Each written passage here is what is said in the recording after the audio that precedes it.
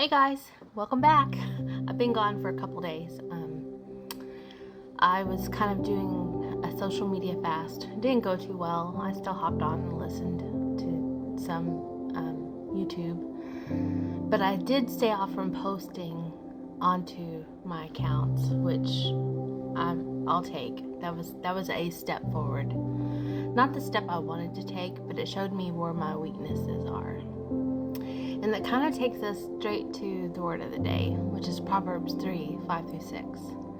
Trust in the Lord with all your heart, and lean not on your own understanding. In all your ways submit to Him, and He will make your path straight. He will make your path straight. You don't have to do the work. That kind of sounds contradictory to what a lot of people preach and teach. But if we submit all of our ways to God, He's going to go and make our path straight. He's going to make that path where it's easier for us to focus and to get where we need to be, to get from point A to point B without there being a bunch of distractions. Social media can be such a distraction in our life, but it can also be used for good. I believe that I have turned my content around where I try to focus on sharing the gospel and the good news and to encourage you in your walk with Christ. And I think by taking a break, I needed that break, honestly, from posting for my creative aspect of it. But I needed that time to just to sit quietly. And I've been quiet even in my own personal conversations with people, which is very odd for me because I'm a talker. And I can always talk about something. But for me to sit quietly and not have any response and not have words to come blurting out of my mouth is odd, very odd. And so God had me be silent in that way as well, where I wasn't speaking maybe something I was thinking. And honestly, thoughts didn't come to my mind. I conversed, yes. I said hello and, I answered questions and we had a little chit chat, but it wasn't like a deep, meaningful conversation like I usually have with people. And that was weird. It was a weird place for me to be because I've always tried to be mindful and thoughtful in my words and in my little conversations with people.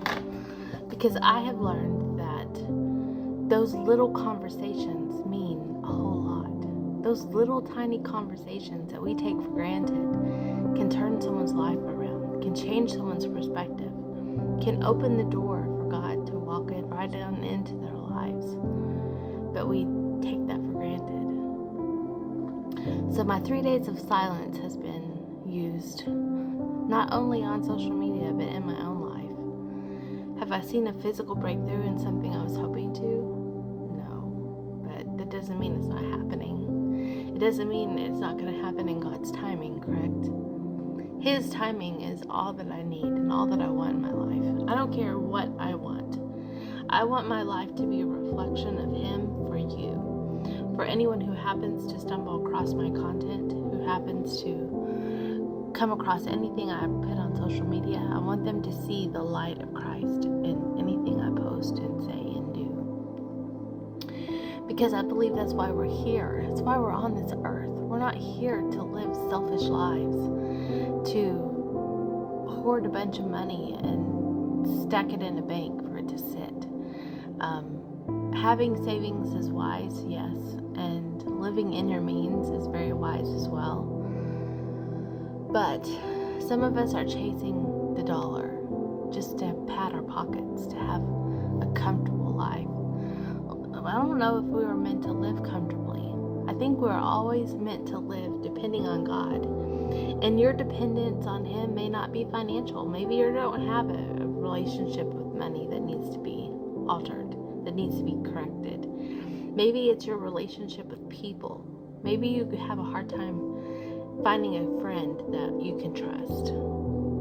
And you're always coming across someone you think is trustworthy, but then they're not, and you find yourself all alone again. Well, in that instance, God is wanting you to run to Him to be His friend, for Him to be your friend.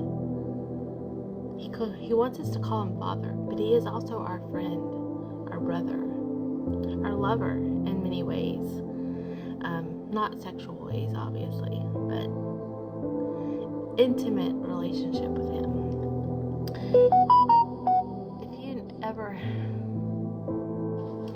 If you ever desire to have something so deep in your life, your focus is on that desire. It's on it, regardless of no matter what you try to do to distract yourself. Your mind is on that. Say you have a problem with food. Maybe you're a food addict, and all you can think about is food.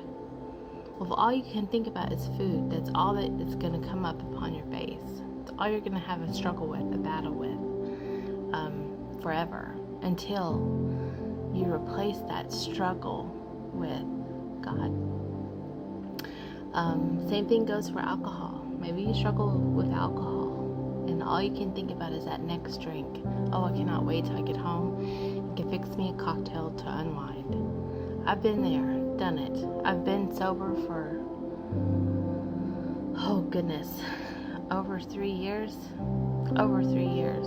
I've not had one lick of alcohol, nothing. So it can be done. You just have to find a new focus. Somebody I used to treasure, she used to say, you fall in love with what you focus on. And I never understood that until I began to fall into that addiction of alcohol. And I realized you do fall in love with what you focus on. And what you focus on, you fall in love with. It's kind of a two-way street.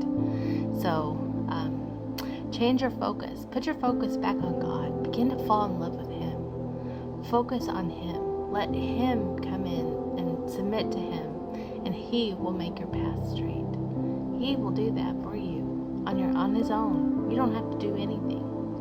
You just have to submit all of your ways to Him. Submit your relationships to Him and how you are in those relationships, whatever role you may have.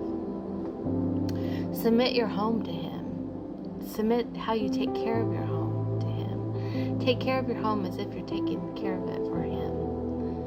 And you're going to find yourself wanting to get up and vacuum and sweep and mop and clean the toilets and do the laundry and dust and all the things that we put off constantly.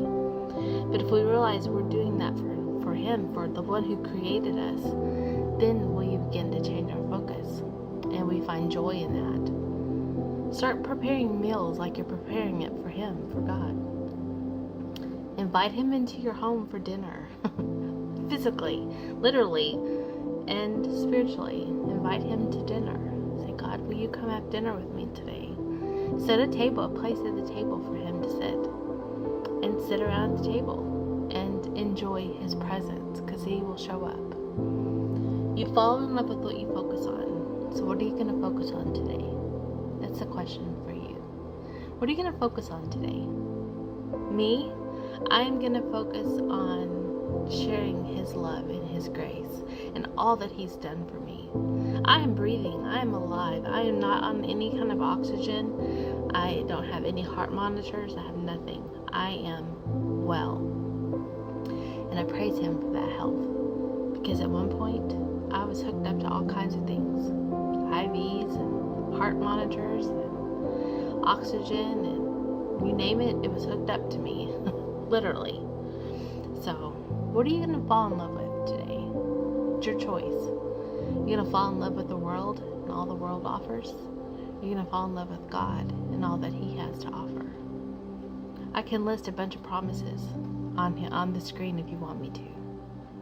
One promise is, if you trust in the Lord with all your heart, lean not on your own understanding, in all your ways submit to Him, and He will make your path straight. No crooked path to go, no rocks to kind of have to find your way around, no mountain to have to climb to get to the next side. He will make your path straight. I'll talk to you guys in the next one. Bye.